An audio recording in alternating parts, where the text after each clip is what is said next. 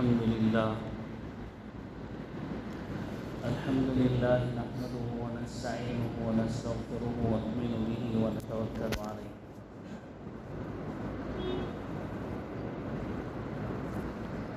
ونعوذ بالله من شرور أنفسنا ومن سيئات أعمالنا من يهده الله فلا مضل له ومن يضلل فلا هادي له ونشهد أن لا إله إلا الله وحده لا شريك له ونشهد أن سيدنا وسندنا ومولانا محمدا عبده ورسوله أما بعد فأعوذ بالله من الشيطان الرجيم بسم الله الرحمن الرحيم وما أرسلناك إلا رحمة للعالمين صدق الله العظيم وصدق رسوله النبي الكريم وقال النبي صلى الله عليه وسلم قيل يا رسول الله ما الساعة قال النبي صلى الله عليه وسلم المرء مع من أحب وكما قال عليه الصلاة والتسليم بزرگان محترم، ایک اللہ کی ذات ہے جس کو رب العالمین کہتے ہیں، ایک اللہ کے نبی کی ذات ہے جن کو رحمت للعالمین کہتے ہیں۔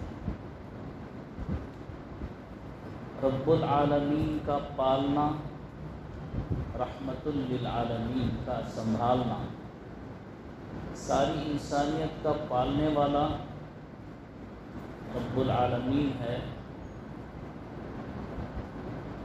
ساری انسانیت کو کل قیامت کے دن سنبھالنے والا رحمت للعالمین۔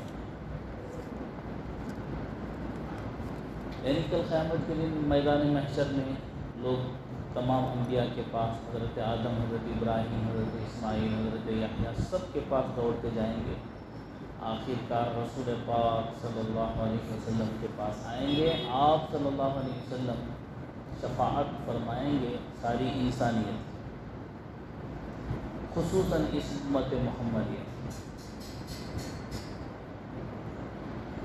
بہت ساری باتیں ہیں، وقت کے تقاضے ہیں جو آپ حضرات کے ساتھ شیئر کرنا چاہتا ہوں، آپ حضرات کے گوشت گزار کرنا چاہتا ہوں۔ اصل میں کوئی بیان اور تقریر نہیں ہے، بلکہ امت مسلمہ کے موجودہ حالات پر ایک فکر ہے جو ایک ہر مومن کو ہونا چاہیے۔ آنے والے حالات بدتر سے بدتر ہوتے جا رہے ہیں، اور آنے والے حالات میں بہتری کی کوئی امید نہیں ہے جب تک کہ حضرت عیسیٰ علیہ السلام کا ظہور نہ ہو جائے۔ اور یہ بات احادیث سے ثابت ہے، تمام احادیث کی کتابوں میں ابواب الفتن، آزمائشوں کے زمانے سے متعلق ہے۔ قیامت کے قریب جتنا زمانہ جاتا جائے گا، بڑھتا جائے گا، اتنی ہی آزمائشیں بڑھتی جائیں گی، اور ہر آنے والا دن پچھلے دن سے بدتر ہوتا چلا جائے گا۔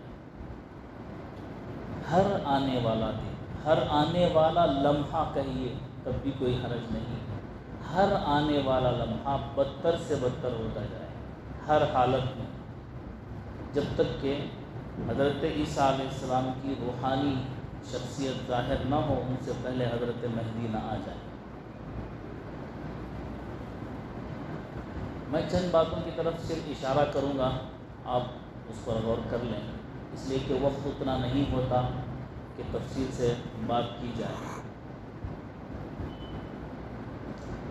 مومن کبھی پریشان نہیں ہوتا۔ بڑی عجیب آپ کو بات لگ رہی ہے،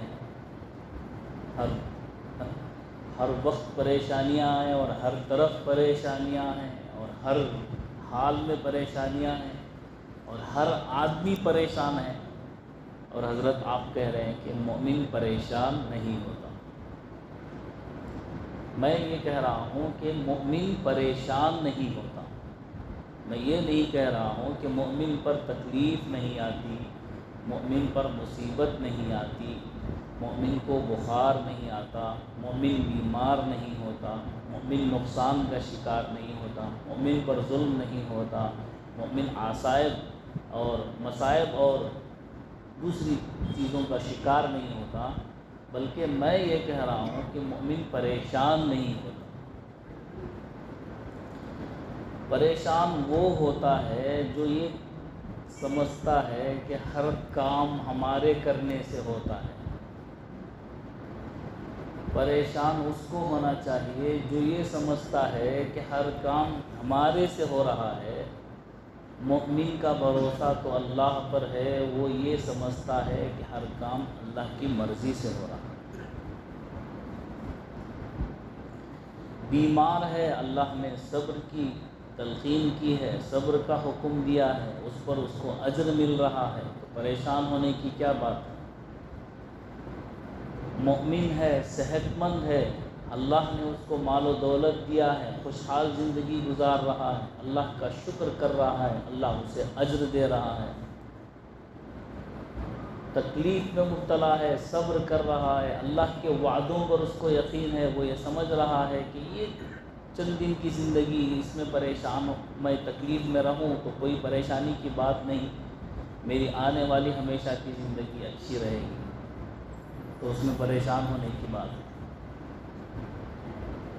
کسی بھی حالت میں نے پچھلے جمعہ واقعہ بیان کیا، حضرت جابر ابن عبداللہ رضی اللہ تعالیٰ عنہ کا جنگ خندق کے موقع پر۔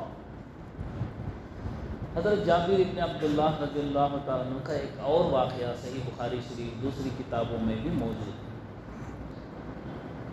آپ کے والد کا انتقال ہو گیا غالباً غزوہ احد میں، لیکن پیچھے آپ کی 6 بیٹیاں رہ گئے اور یہ حضرت جابر ابن عبداللہ ایک رہ گئے۔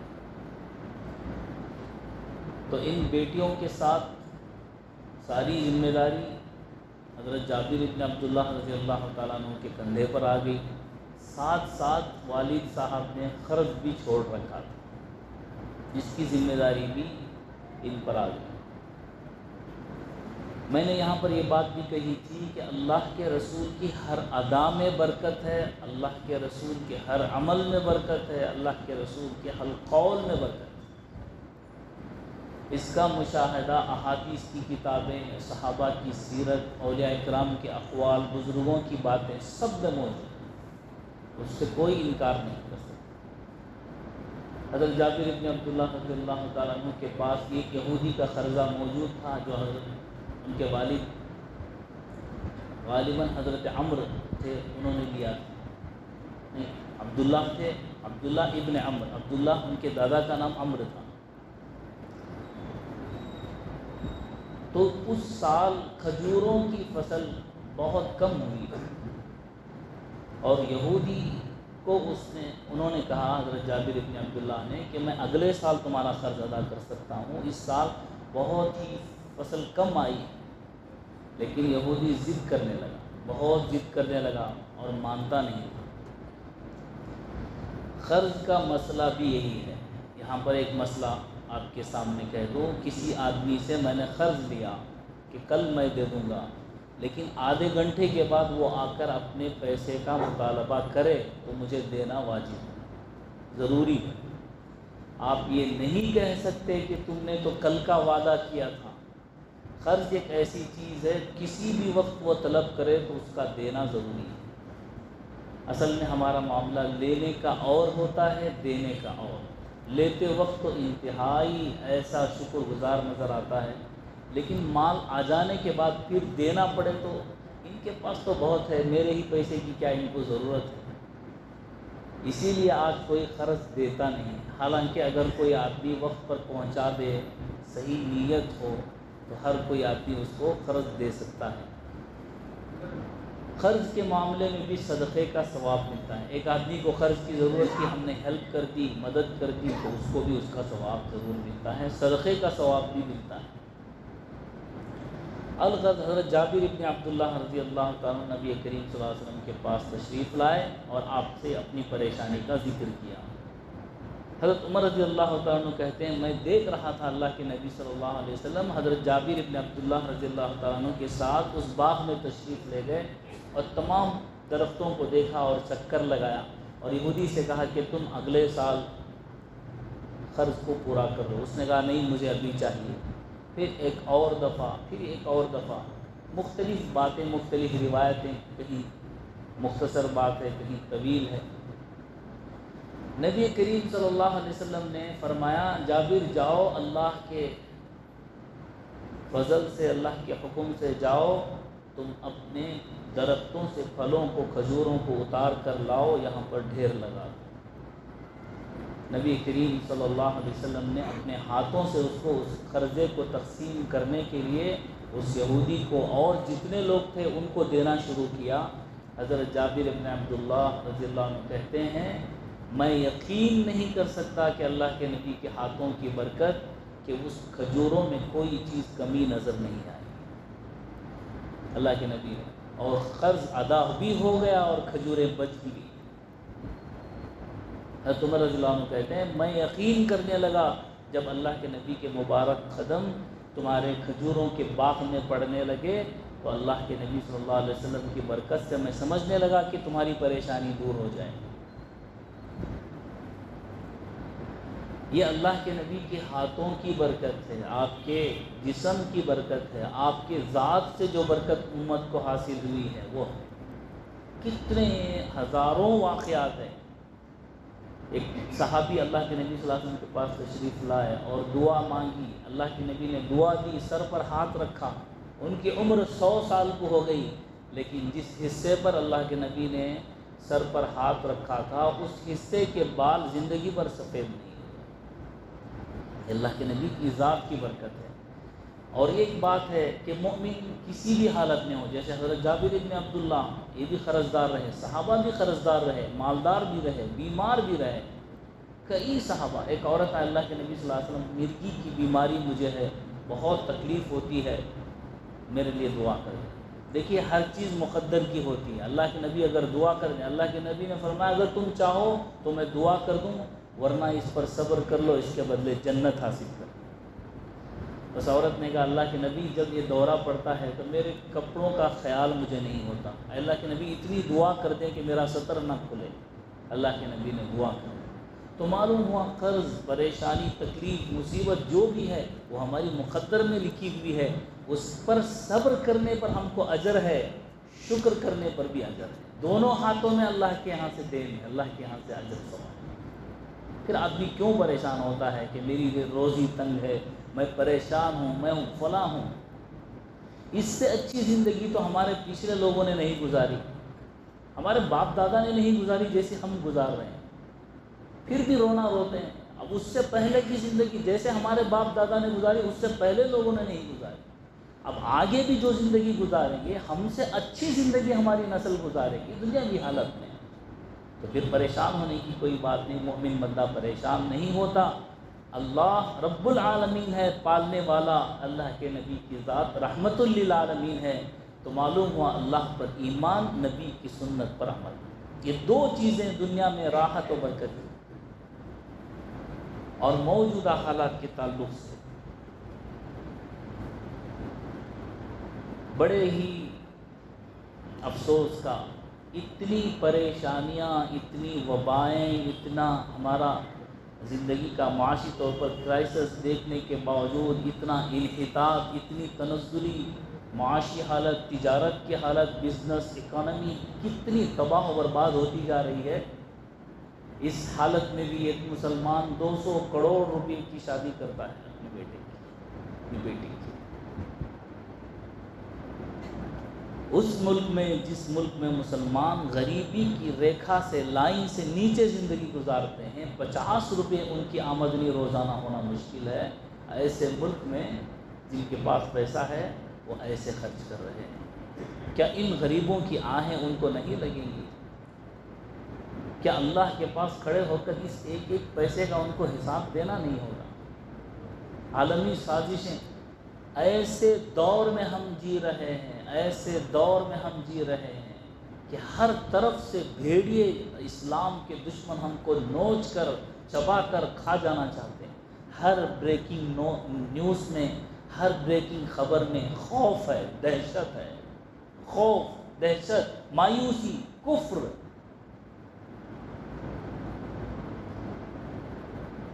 لیکن تاریخ گواہ ہے، کیسے بھی حالات ہوں، مسلمانوں نے ایمان کو، اسلام کو اپنے سینے سے لگائے رکھا ہے۔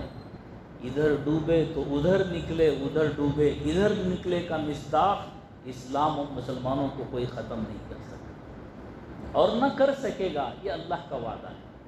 لیکن سوچنے کی بات تو یہ ہے کہ ہم اب بھی غفلت کی زندگی گزار رہے ہیں۔